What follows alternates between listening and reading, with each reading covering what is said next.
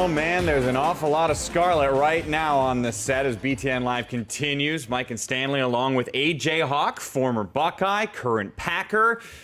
Good to have you here. Let's start with a Packer question just to get the Packer fans that are watching in the Midwest out of the way. A 1-2 start to the season, some injuries you guys have been fighting through. Pretty good timing to have an off week, no? It is. It's something new for me having this off week in September. It seems very early, obviously. And for us, we would love to be going into it with a big victory over the Bengals, but we went to Cincinnati and we battled hard and we just couldn't find a way to get that victory. Yeah. Well, we're having you here not necessarily to talk NFL, but because of your roots in college. And there's a big game this weekend with Ohio State and Wisconsin. So let's get the big topic that everyone's been talking about with OSU, the quarterback battle. It's become a battle because Kenny Guyton's been so impressive. Him, Braxton not 100%. What's your take on that situation? Well, I was just saying, I think it's a great problem to have. I mean, say you're Urban Meyer, you have two stud quarterbacks. The question is, what do you do now? I think Kenny stepped in and has just played unbelievable, played out of his mind, I think. 12 touchdown passes in 3 games. I mean, that's unheard of, those kind of numbers. But Braxton, obviously, I think, as Coach Meyer said, is still the man. And he's, going into the season, Heisman hopeful, everything, all about that. And I look for big things from Braxton this Saturday night. I got to say, Mike, this feels pretty good. Yeah, I bet you like it. 2 Buckeyes on stage. This is great. Let's talk about linebackers. Ryan Shazier, I think he's been phenomenal. But Ohio State has a rich legacy of great linebackers. Chris Spillman, Steve Tovar, Lorenzo Styles, who I played with, Andy Katzenmoyer, yourself. The list goes on and on. So what is it that you like about him, and where does he stack up amongst the great linebackers at Ohio State? Well, I think he stacks up there very high with the guys you mentioned. And the thing about Shazier is he's such an athlete. He can run. That's all you hear about these days. You have to be able to run from quarterback to D-line. They can all run now. And Shazier is very athletic, makes a ton of plays, and I think his game will translate very well into the NFL, obviously. But right now, he's really making a name for himself. I see him every time I watch the game. He's in the backfield making tackles, breaking up passes. He can just do it all. And I think as a linebacker now, with how this game is evolving, with they call it, basketball on grass now, with how these offenses run these things and spread the formation out. Shazier can do everything. How has a linebacker's job changed in the last 10 years of football because of the changes? It's definitely changed.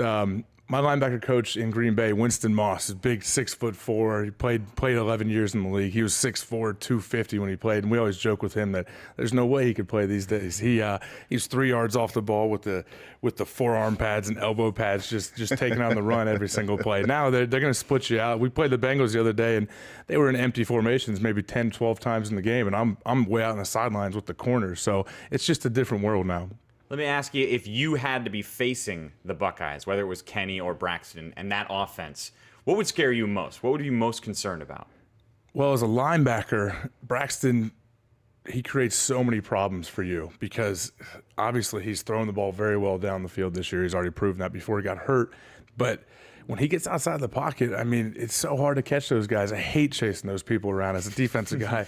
When guys can run like Stanley did, it's such a pain for us because not only do we got to worry about the run first, then the pass. Oh, wait, now the run again because the quarterback's taking off and he's outside the pocket. So it's just it's a headache for everyone on the defensive side. So the Buckeyes have a big one this week. Got Wisconsin coming to town. I think this may be the matchup of the season for the Big Ten Conference. So let's talk about that Wisconsin run game that you faced a few times in your career. 3 different head coaches. Decades have gone by. They keep the same formations, the same running style, downhill, hit you in the mouth, multiple running backs, and by the way, a phenomenal offensive line. So how should the Buckeyes defense attack that Wisconsin run game this week? Well, the Buckeyes defense is going to have to come to play, that's for sure, and I'm excited. I'm gonna be at the game. I'm Saturday night under the lights in the shoe. I mean, it doesn't get much better than that. I got to play in a few of those games, and man, that's just something that you, as they say, circle on your calendar when the schedule comes out. But you hit it right there when you said their offensive line for Wisconsin. It starts with those guys, and they seem to always, no matter what the year is, you look up front and they have some big, nasty guys that are gonna move the ball down the field, and those. You have 3 tailbacks that are putting up a bunch of yards for Wisconsin. I mean, the D-line for Ohio State in the front 7 is going to be up for a big test, and that's what I think it all comes down to. Obviously, there's athletes all over the field, but it comes down to the O-line and D-line to see what they can do Saturday night. If a fan comes up to you, what's the thing they should not say to AJ Hawk?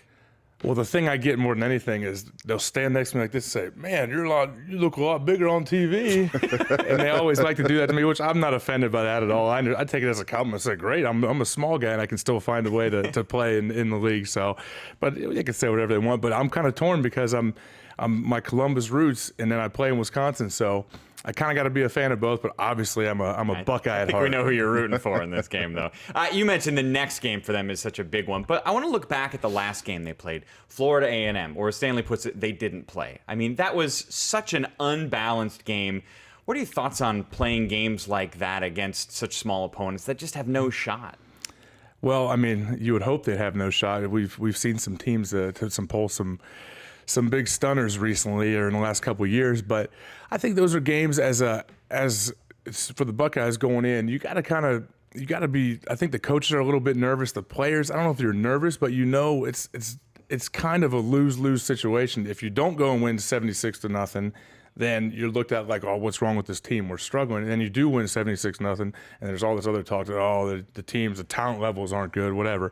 So I think when I was a part of those games, leading up to those, the coaches always seemed a little more nervous going in because they knew we were going to be ready for a big game. Say Wisconsin's coming to the shoe. We're going to be ready, of course. But how do you get your players ready to play FAMU? And obviously Urban had them ready. All right, last thing. We got about 10 seconds left. Game prediction. What do you think the final score is on Saturday? Of course, Buckeyes, I'd say 28, Badgers 14. Scoring game. I AJ like it. Hawk, thanks for the time, man. We appreciate it. Thanks for having me. Back with more BTN Live right after this.